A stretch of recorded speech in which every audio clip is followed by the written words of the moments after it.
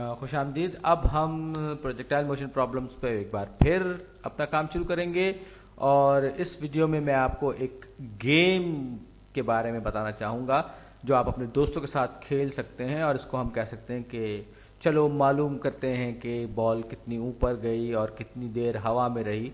और ये मेरा ख्याल है कि एक बड़ा दिलचस्प गेम होगा और इसमें हम वो सारे फार्मूले इस्तेमाल करेंगे जो हमने अभी तक सीखे हैं। जैसे कि ये पहला फार्मूला हमने सीखा था डेल्टा डी या change in distance is equal to average velocity times time.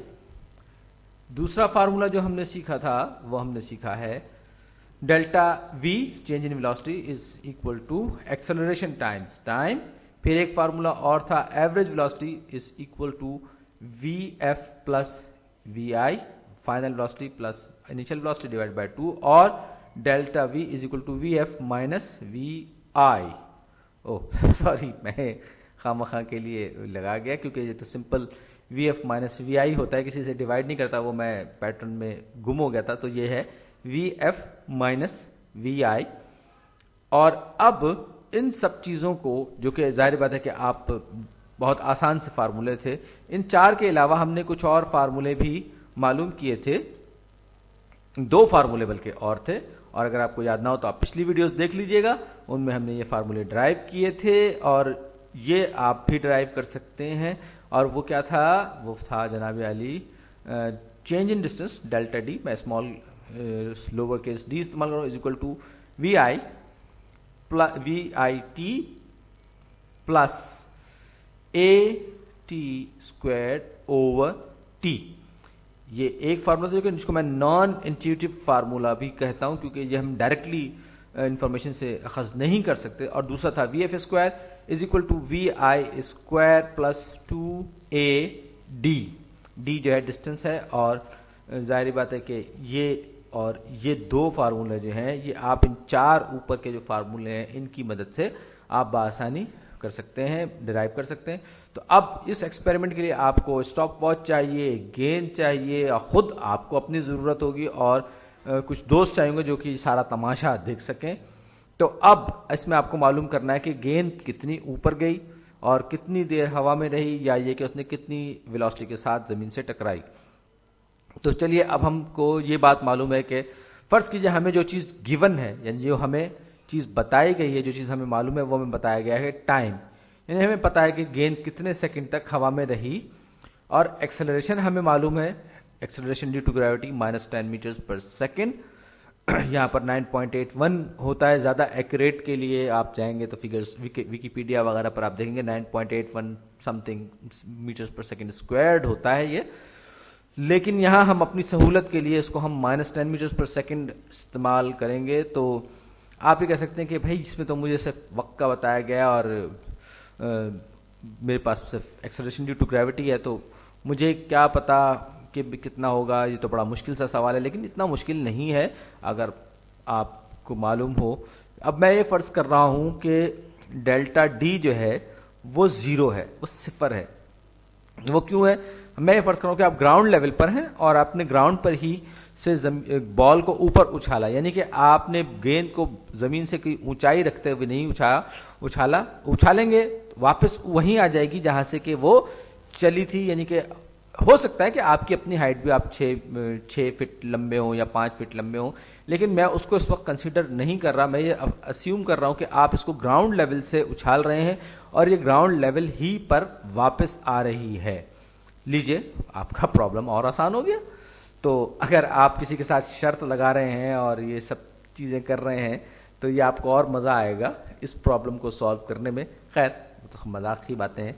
तो अब आपको, जब आप गेंद को ऊपर उछालेंगे, ज़ाहिर बात है कितनी तेज़ी से उछालते हैं तो आपके हाथों में जितना दम होगा उस पर होगा। तो इनिशियल वेलोसिटी आपको नहीं मालूम, यानी कि कितनी तेज़ी से, कितनी वेलोसिटी के साथ आप उस गेंद को ऊपर की तरफ उछालेंगे, ये आपको नहीं मालूम। लेकिन ये जो फार्मूला है delta D is equal to V I T plus A T square, ये यहाँ पर बड़ी आसानी से इस्तेमाल हो जाएगा क्योंकि यहाँ पर आपको डिस्टेंस में चेंज का मालूम है, इनिशियल वेलोसिटी आपको मालूम करनी है, टाइम आपको दिया गया है, वो हम बाद में देखेंगे। तो अब इस सिचुएशन में चलिए मैं कलर चेंज कर लेता हूँ। तो डिस्टेंस, चेंज इन डिस्टेंस कितना है, 0। जिथों दी खोती उत्थों आन खलोती, जहां गई थी वहीं वापस आ गई, तो ये हो जाएगा equal to V I T initial velocity times time और acceleration times T square by 2। और यहां पर एक्सेलरेशन ड्यू टू ग्रेविटी मेरे पास -10 है, -10 डिवाइडेड बाय 2, ये 5t स्क्वायर्ड मेरे पास हो गया। और ये देखिए, ये 10 को मैंने डिवाइड कर दिया 2 से, तो ये बड़ा सिंपल सा आ गया। इसको मैं 9.81 कर सकता, 4.905 हो जाता 2 के डिवाइड करने के बाद। खैर, अब हम अपने प्रॉब्लम पे वापस आ रहे हैं।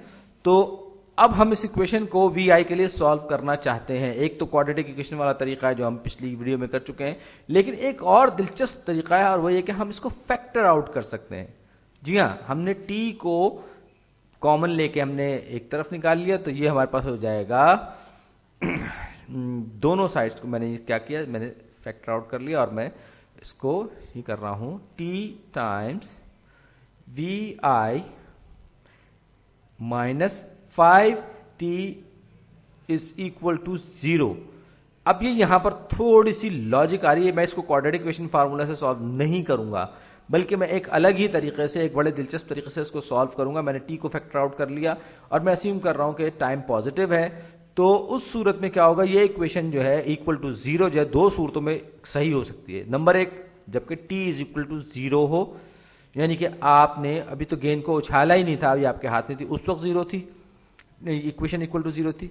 या फिर उस वक्त उस सूरत में 0 जब ये term we I minus 5t जो है ये इज इक्वल टू 0 हो, यानी कि इस सूरत में हो जाएगा V I is equal to 5t।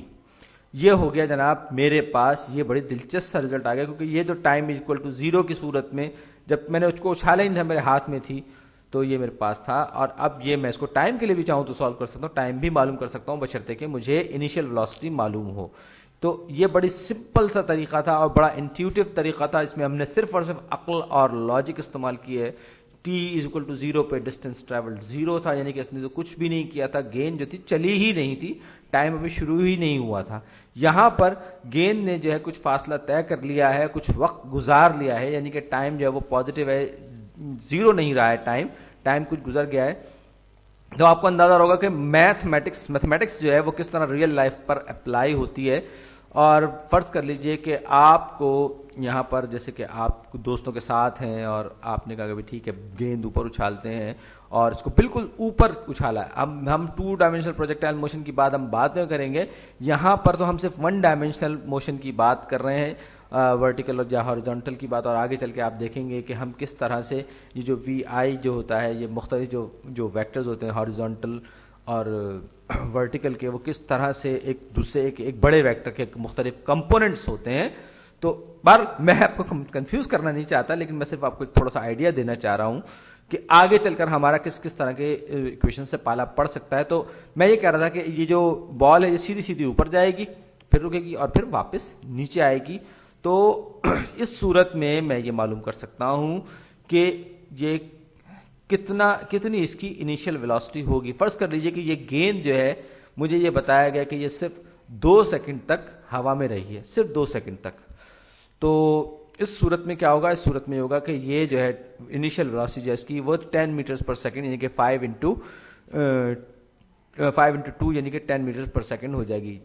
और अगर जबकि टाइम जो है वो 2 सेकंड्स हो, तो इनिशियल वेलोसिटी मेरे पास 10 मीटर्स पर सेकंड हो जाएगी, जिसे हम metres per hour, kilometres per hour या माइल्स पर आवर में भी कन्वर्ट कर सकते हैं। बहरहाल वो बात की चीजें हमने पिछली वीडियोस में की थी, आप चाहें तो कर सकते हैं। अब अगर गेंद जो है, आप फर्ज कर लीजिए कि वो 10 सेकंड तक हवा में रहती है, तो उस सूरत में क्या होगा, इसकी जो वेलोसिटी होगी वो 50 मीटर्स पर सेकंड, बहुत तेज हो गई, यानी कि आपके हाथों की ताकत बहुत ज्यादा है। तो एक अगली वीडियो में मैं कुछ आपको बताऊंगा कि ये गेंद कितनी देर तक हवा में रही। बाद में मिलते हैं, शुक्रिया।